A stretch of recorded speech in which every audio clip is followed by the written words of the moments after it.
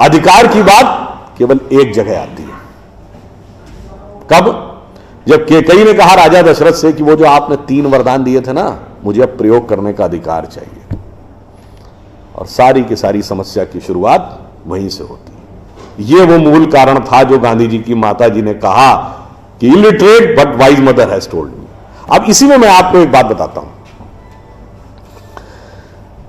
मैं अर्बन नक्सलिज्म पे भी आता हूं।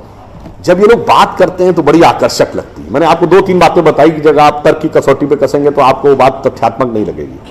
That things will not look substantive. अब ये बताइए कि अधिकार की बात कैकेयी ने की थी ना, तीनों रानियों में सबसे सुंदर कौन मानी जाती थी? कैकेयी। जो चीज सबसे आकर्षक होती है, विनाश के अक्सर सूत्र उसी में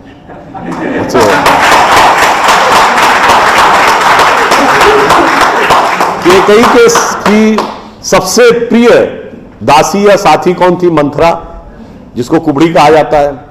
सबसे विकृत चीज सबसे आकर्षक चीज के पीछे छुपी होती है। और मैं दूसरा उदाहरण आपको देता हूं, सबसे खतरनाक चीज भी कैसे आती है। राम कथा में उदाहरण है, रावण ने जब सीता जी का हरण किया तो वो राक्षस के वेश में आया था क्या? साधु का वेश धर के आया था। मगर वो कह रहा था बस लक्ष्मण रेखा पार करो, लक्ष्मण रेखा पार करो। और सीता जी ये सोचकर कि हम तो अच्छा काम करने जा रहे हैं, ये तो एक अच्छा चैरिटेबल काम है, और वो जैसे ही लक्ष्मण रेखा पार करती हैं और उसका असली स्वरूप समझ में आता है। ठीक यही ये अर्बन नक्सलिस्ट करते हैं। आपको एक साधु का आवरण ओढ़ के आते हैं, कहते हैं महान कार्य है, समाज सेवा का कार्य है, इसमें आप जुट जाइए।